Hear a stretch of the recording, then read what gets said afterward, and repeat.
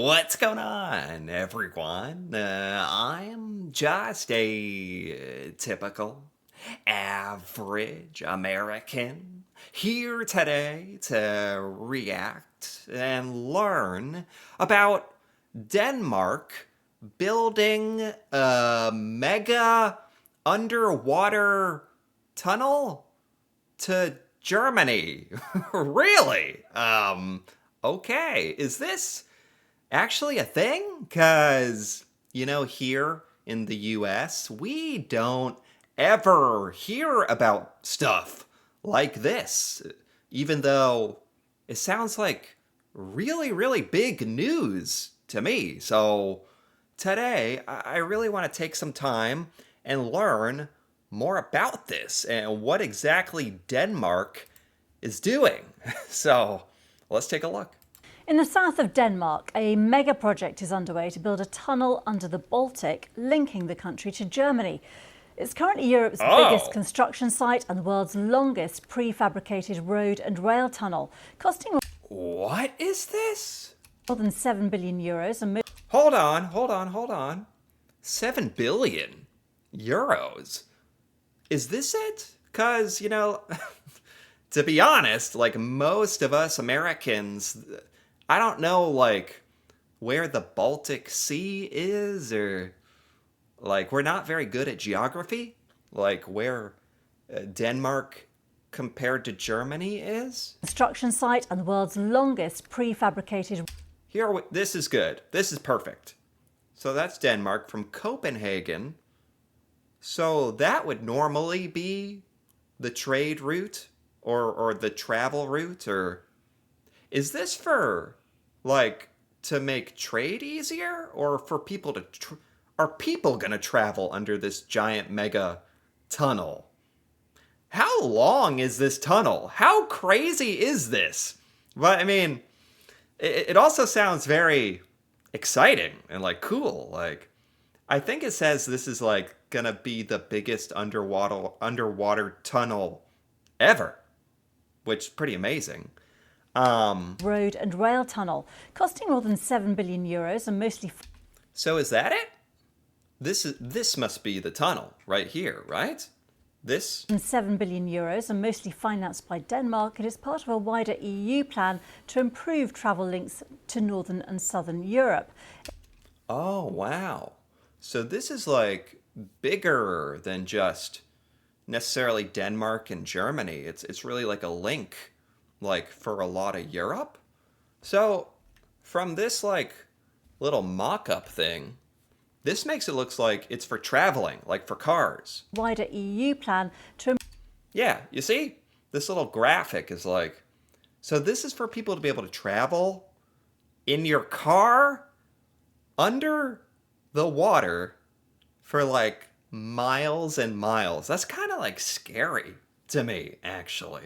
This is really awesome, but we don't have anything like this here in the US. So I got to admit, it'd be kind of like freaky to drive your car under like miles and miles under the sea, under the water.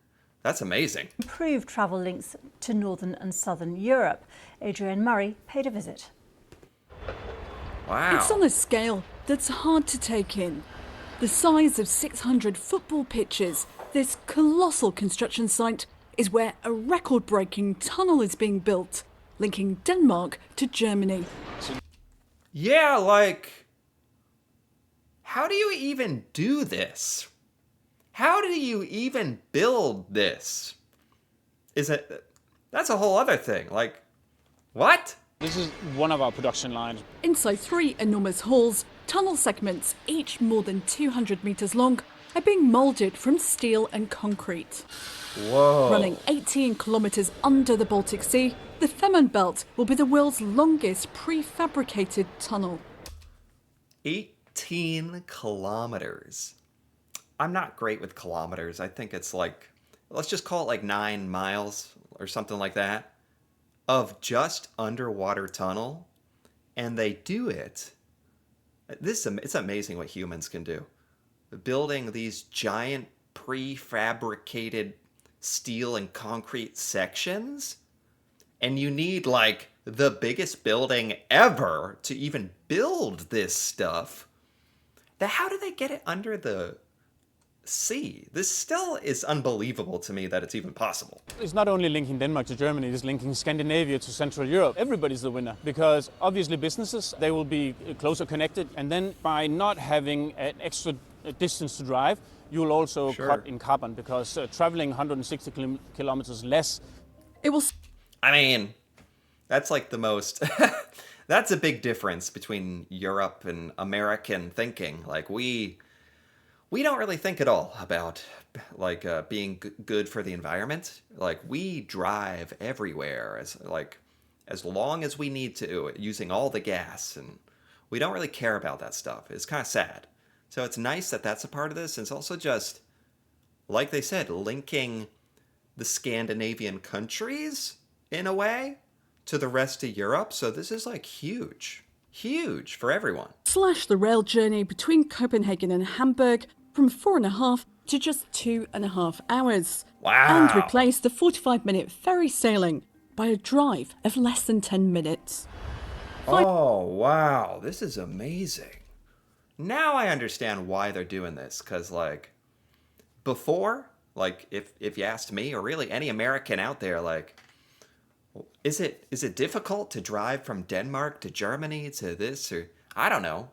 Now, it takes hours and hours and hours. This cuts it, like, by half, at least. Financed mostly by Denmark, this $7.5 billion mega project has been in the pipeline for almost 2 decades. After repeated delays from lawsuits and environmental opposition, it's hoped the project will boost the local area. I'm sure it will do a lot. That's annoying that it's taken so long, huh? All the logistics and permits and stuff. They said lawsuits, or that's a big problem here in the US. It stops a lot of great innovation and projects from going because you got to like do all this annoying stuff. But it looks like this is underway. When is this going to be like done? And building is now well underway. As much steel as 50 Eiffel Towers will be needed. Oh my Assembling God. this metal structure is the first step of building the tunnel. It'll be moulded with concrete, and 9 of them will be put together to make a single element. This is... it's unbelievable because usually, like, you see things and they're done. They are completed. And you're like, oh, that's just how it is. That building just appeared there. They're actually showing, like, how this is created, how it's made. And it's unbelievable. In all, 90 segments like these will be linked together, piece by piece, like Lego bricks. What? We are in the first part of the tunnel. We're in just one side of the future motorway. Here we have, Wow. have the water, and as you can hear, it's quite thick. Behind these huge steel doors is seawater. What? This is insane. I mean, I guess this is how you do it, but how did they get the water out of there in the first place? Like, and build this wall? You know, maybe pumps or something, I don't know, but Denmark has some amazing engineering to take this on. And I'm sure the rest of Europe is very, very happy Denmark is doing this. And the next section of tunnel will have to be placed here exactly. To do that is a feat of engineering. Yeah. A trench has been dug into the seabed, and one by one, each segment, weighing 73,000 tons, will be floated out, then lowered into position with 15mm precision. We have to. That's unbelievable. This is unbelievable. Denmark, you're onto something else. I wouldn't have thought this was possible. Have to be very, very careful that it's placed just in front of the next one. So we have a system called pin and catch. We will have some arms grabbing onto the element, dragging it slowly into place, and we can remove the steel doors behind us. The bedrock Okay. is too They make it sound like relatively simple somehow. Build all the different parts of the tunnel, float them out, sink the tunnel pieces, and attach them underwater, and then get the water out. They make it's so easy, yeah. The bedrock is too soft to drill under, But a tunnel was deemed more secure than a bridge. If you have a bridge going north-south, the wind is kind of perpendicular. There was also the risk, or should we say probability, of ships crashing into bridges. You actually have a rather deep water, 30 meters, which means the biggest ships can sail there. I hadn't even thought about why a tunnel. I just thought, it's a tunnel because that's cool. Especially if there's like a window where you can like drive through and see. There's probably not a window to see the water, probably. That would probably not be a good idea. But the tunnel is awesome, but there's a reason for it, because a bridge would be like dangerous. Okay. Soon, the crucial next segment will be moved into place. And when it opens 5 years from now, Scandinavia will be a little closer to mainland Europe. Adrienne Murray, Unbelievable. BBC News. Oh, look at this like little preview of what it could be.